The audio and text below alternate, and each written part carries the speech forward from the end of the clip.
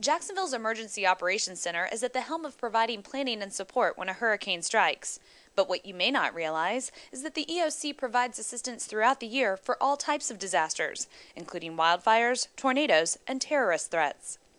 The Unified Command effort is made up of agencies like JEA, the military, and the Department of Transportation that provide support to the city-county government and the 4 unincorporated areas at the beach and in Baldwin. In times of disaster, agency leaders come together at the formal Emergency Operations Center located downtown. Once there's a local declaration, the mayor is in charge. And the mayor literally brings all these heads together to sit in a room, form what we call a unified command, to make the best decisions on behalf of the community at the time that we're either in disaster or that a storm is approaching. The center is very simply organized, and areas of need are distinguished by specific colors. Volunteers in each department are identified by their colored vests and strictly follow procedures outlined in the center's comprehensive emergency management plan. This way, workers can easily change hands when volunteers from other areas of the state and country arrive to relieve them. In addition, center leaders can quickly identify otherwise unfamiliar faces in specific departments when needed. So I could bring someone who's not trained in the Jacksonville system in, but has worked in the National Incident Management System in, give them the book and tell them the task that they're going to have, and they can literally rock on.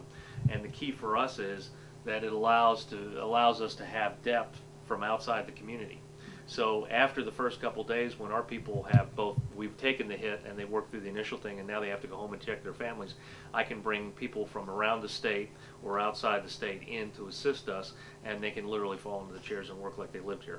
Following Hurricane Katrina, Jacksonville leaders made changes to the plan in the areas of transportation, pet-friendly and special needs shelters, and federal assistance services. Every single bus stop in the city of Jacksonville is an evacuation bus stop. And in areas where we don't have bus stops, and there are areas that have to be evacuated, school bus routes will be run to ensure that we can get everybody out. Second one we realized was that many people chose not to leave because they had pets.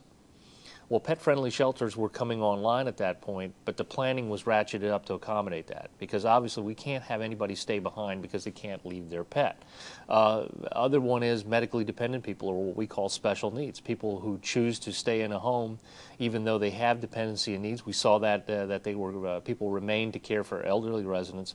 Well, we can help you by accommodating registration and even transportation and set up at a public shelter that has special needs capability ahead of time. So by just registering those needs with us, that will ensure that people can get out. So those were 3 real areas that we hit on that have direct impact on the public. Now, one of the things we did in place in here was we reorganized the way we actually function in the center. We took a look at how some things took place in the field operations, how to incorporate some planning that the federal government had mandated on us, and incorporate that into a new EOC structure that we think is more efficient and will be more effective at storm strike than what has been in place previously. To register special needs, including transportation requests with the City of Jacksonville, visit their website at www.coj.net. For Jacksonville.com, I'm Amanda Warford.